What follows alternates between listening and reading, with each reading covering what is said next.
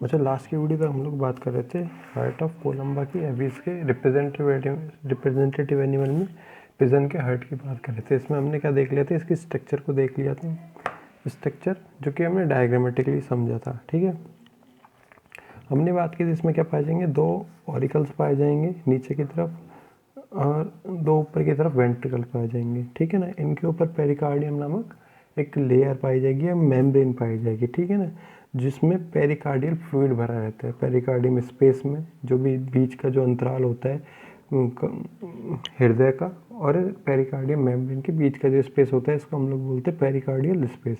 ठीक है ना, इसमें एक तरल फ्लूइड या लिक्विड फ्लूइड भरा हुआ होता है, इसे हम लोग बोलते हैं पेरिकार्डियल फ्लूइड बोलते हैं। ठीक है, हमने बात की कहाँ पे पाया जाएगा, थोरेसिक कैविटी के जो डॉर्सल सरफेस होती है, आगे का तरफ पार्ट होता है, उसे हम लोग बोलते हैं डॉर्सल।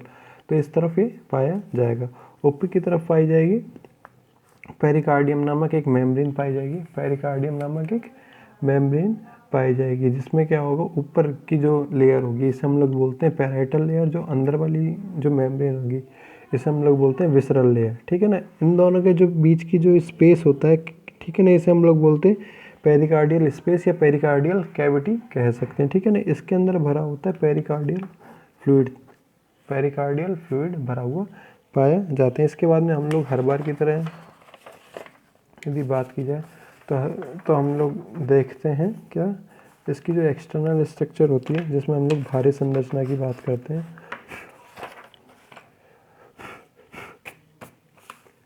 इसकी भारी संरचना,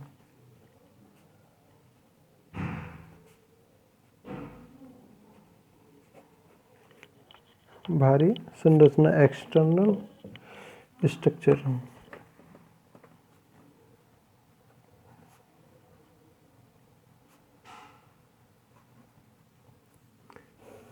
एक्सटर्नल स्ट्रक्चर की यदि बात की जाए, ओके,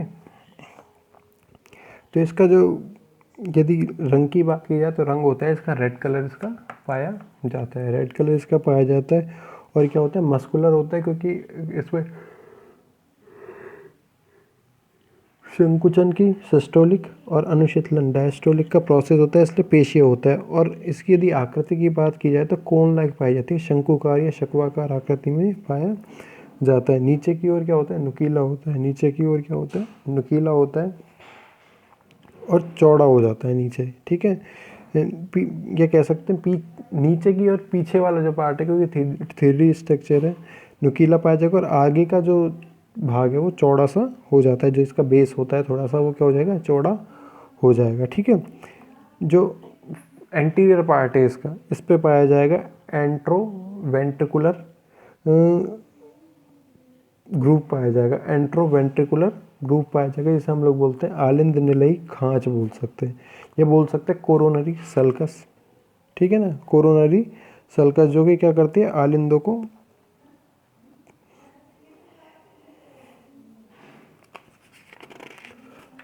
को निलय से अलग करने का कार्य करती है, आलिंदों को निलय से अलग करने का कार्य करती है। तो एक बार इसको लिख सकते हैं, हृदय लाल रंग का पेशीय शंकुकार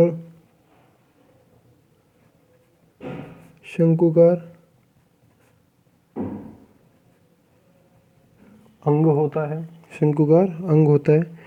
इसका नुकीला भाग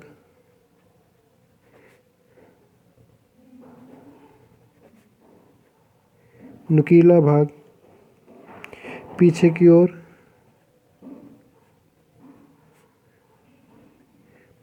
ओर तथा चौड़ा आधारी भाग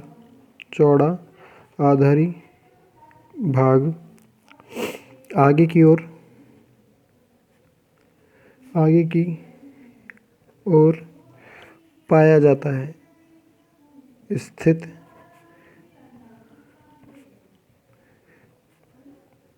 पाया जाता है। ठीक है ना, आगे की ओर पाया जाता है। ठीक है, अग्र भाग पे हमने बात की हृदय के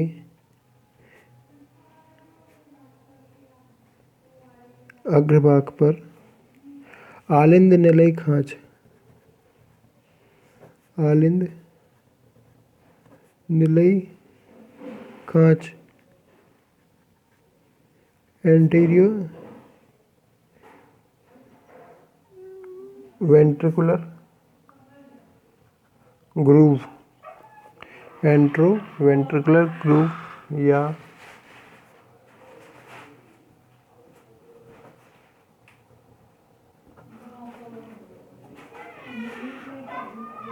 कोरोनरी सल्कस, कोरोनरी सल्कस। आलिंदों को मोटी भित्ति से, मोटी भित्ति थिक वॉल भित्ति से, मोटी भित्ति से पृथक करने का, सेपरेट करने का, मोटी भित्ति से दोनों निलयों को पृथक, सेपरेट करने का कार्य करता है। ठीक है ना, सेपरेट करने का कार्य करता है। यदि बात की जाए दोनों आलिंदों की, तो दोनों आलिंदों को इंटर ऑरिकुलर ग्रूव, ये जो हमने बात की दोनों क्या होंगे, ऑरिकल्स पाए जाएंगे। ये दोनों क्या होंगे, ऑरिकल होंगे। और ये जो बीच में ग्रूव पाया जा रहा है जो कि दोनों आलिंदों को अलग कर रहा है, इसे हम लोग बोलते हैं इंटर ऑरिकुलर ग्रूव। ठीक है ना, इंट्रा ऑरिकुलर ग्रूव या अंतर आलिंद बट क्या होते हैं,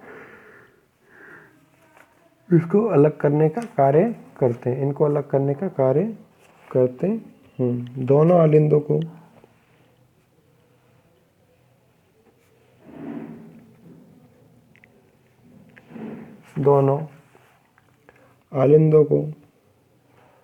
अंतर आलिंद खांच, अंतरा आलिंद खांच,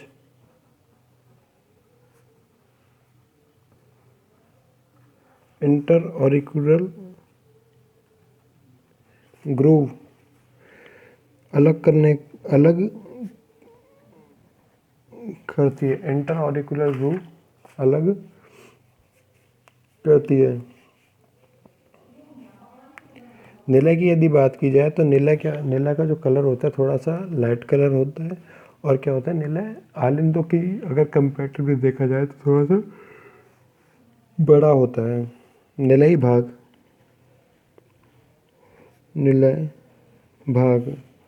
आलिंदों की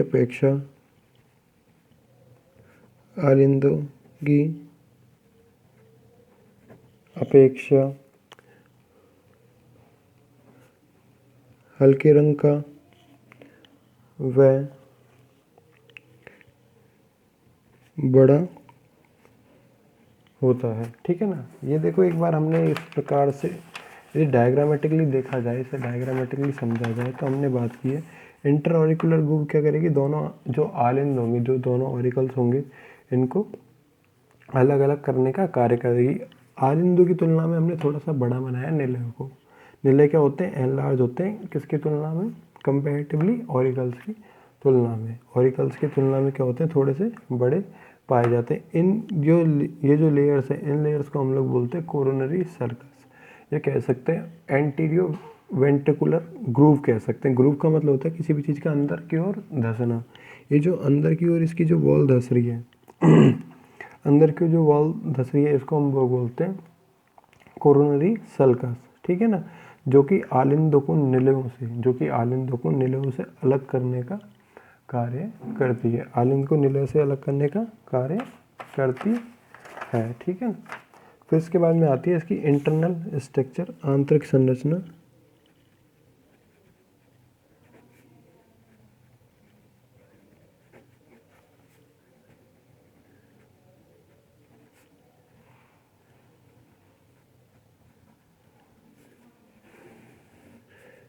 इसके बाद में आती है इसकी इंटरनल स्ट्रक्चर, आंतरिक संरचना की बात, ठीक है ना। दोनों आलिंद की यदि बात की जाए तो दोनों आलिंद कैसे अंतरालिंद पट से इंटर ऑरिकुलर सेप्टम से अलग अलग होते हैं, जिस पर क्या पाया जाता है, बीच में एक अंडाकार ओवल शेप में क्या पाया जाता है, छिद्र पाया जाता है, क्षेत्र पाया जाता है, पार्ट पाया जाता है, रीजन पाया जाता है, जिसे हम लोग बोलते हैं फोसा ओवलिस। ये ठीक उसी प्रकार से होता है जैसे कि हम लोग पढ़ते हैं मैमल्स में हृदय को देखते हैं, जैसे कि हम लोग मैमल्स में क्या करते हैं, हृदय को देखते हैं। ओके, एक बार इसमें देख लेते हैं, यहाँ पे क्या पाया जाता है, फोसा ओवलिस।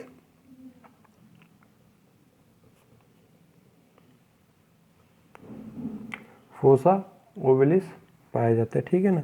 अब इसका क्या होता है रोल, जितना भी ये जो भ्रूणावस्था में एम्ब्रियोनिक कंडीशन में जो हर्ट होता है, इसमें रक्त को पंप करने का में हेल्प करता है। इससे क्या होता है, इम्प्योर ब्लड और प्योर ब्लड वो मिक्स हो जाते हैं। लेकिन जैसे ही अडल्ट कंडीशन में, डेवलप कंडीशन में आता है, ये छिद्र बढ़ जाता है, ये छिद्र क्या हो जाता है, बढ़ जाता है। लेकिन एक बीमारी होती है जिसे दिल का छेद बोलते हैं हम लोग, उसकी कंडीशन में क्या होता है, ये भर नहीं पाते हैं किसी भी कारणवश, जिसके कारण प्योर ब्लड और इम्प्योर ब्लड आपस में मिल जाएंगे, जो कि हानिकारक है शरीर के लिए हानिकारक है। आंतरिक संरचना, दोनों आलिंद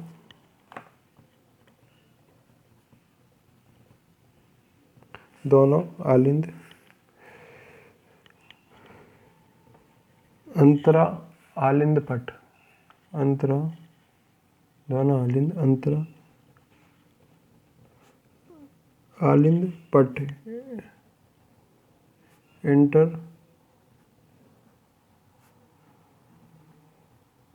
ऑरिकुलर सेप्टम के द्वारा अलग,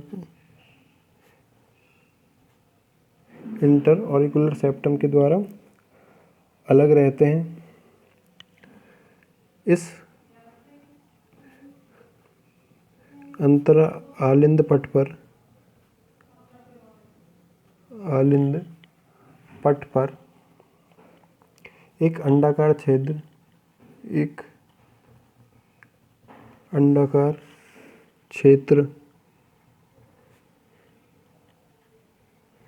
फोसा ओविलिस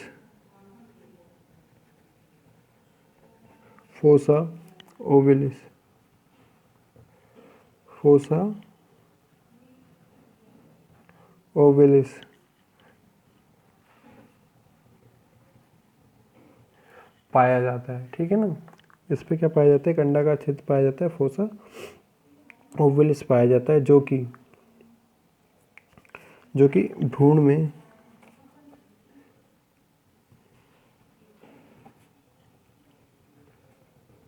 भ्रूण में उपस्थित होता है, लेकिन वयस्क अवस्था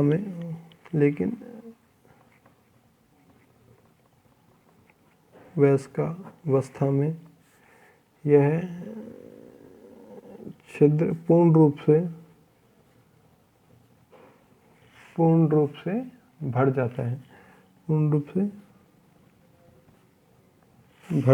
ठीक है ना। अब यदि बात की जाए निलयों की, तो दोनों निलयों के बीच क्या पाई जाती है, इंटरवेंट्रिकुलर सेप्टम पाया जाता है, जो कि दोनों निलयों को अलग अलग करने का कार्य करता है। इस पार्ट को हम लोग बोल सकते हैं इंटरवेंट्रिकुलर सेप्टम, जो कि दोनों निलयों को अलग अलग करने का कार्य करता है। वेंट्रिकल बोलते हैं इसलिए इंटरवेंट्रिकुलर सेप्टम बोल सकते हैं। अंतरा निलयी कपाट या पट भी बोल सकते हैं। दोनों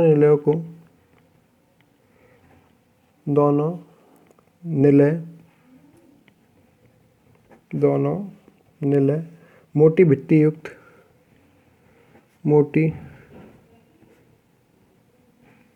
युक्त अंतरा निलयी पट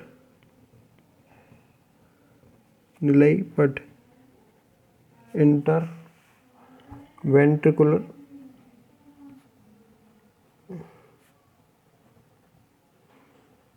सेप्टम द्वारा